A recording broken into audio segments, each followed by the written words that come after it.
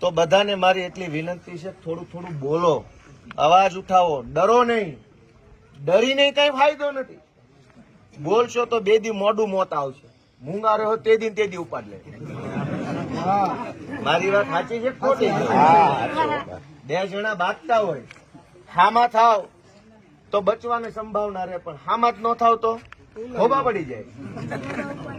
તો જે કાંઈ સમાજના પ્રશ્નો છે, ખેડૂતોના, ગામના, મહિલાઓના, વંચિત વર્ગના, પુરુષોના, વેપારીઓના, એમાં થોડું થોડું બોલો, અવાજ ઉઠાવો, વિરોધ કરતા શીખો. ખોટું હોય એનો વિરોધ કરો, સાચું હોય એને પ્રણામ કરો, એમાં કઈ વાંધો નથી, હાચાને પ્રણામ કરવાના.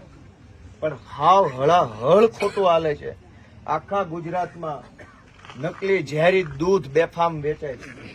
આજે મને અમરેલીના સમાચાર વોટ્સએપમાં કોકે મોકલ્યા છે, હજુ એની ખાતરી કરીશ, પાક્કું કરીશ, માહિતી મેળવીશ, પછી બોલીશ. મારા વોટ્સએપમાં એક સમાચાર આવ્યા છે, ઝેરી દૂધ વેચાય છે, કેમિકલ વાળું દૂધ ભરી દે છે.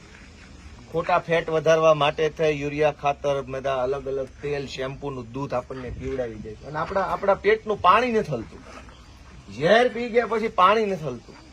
તો હું શું કહેવામાં આવું? મારે શું કહેવાનું? ધારાસભ્ય તો ઠીક છે, એ તો નાની વસ્તુ છે. સમાજ મોટો છે, સમાજનું હિત થતું હોય, સમાજ યારે ખોટું થતું હોય તો બોલવાની જવાબદારી બધાની નથી? બધાની નથી? ધારાસભ્ય ઘડીક છે ને ઘડીક નથી. એ કઈ મોટી મોટી તકતી નથી કઈ કે આજીવન માથા પર પડી રહે. સમાજ છે એ મોટી તકતી છે, એ આજીવન અખંડ રહેવાનો. માણા મરી જાય પણ સમાજ ન મરે. સમાજ છે એ અનંત કાળો સુધી હાલશે. સમાજમાં આવું થાય. આજ કાઠિયાવાડના અનેક ગામડામાં બધી જ્ઞાતિના ભાભલા અને આપણે માયું રહેશે, એકલા રહેશે. શહેરમાં એને ફાવે નહીં. અમુક કિસ્સામાં શહેરમાં પોહાય એમ ન હોય. અમુક કિસ્સામાં શહેરમાં બીજી તકલીફ પડતી હોય, એકલા પડી જતા હોય.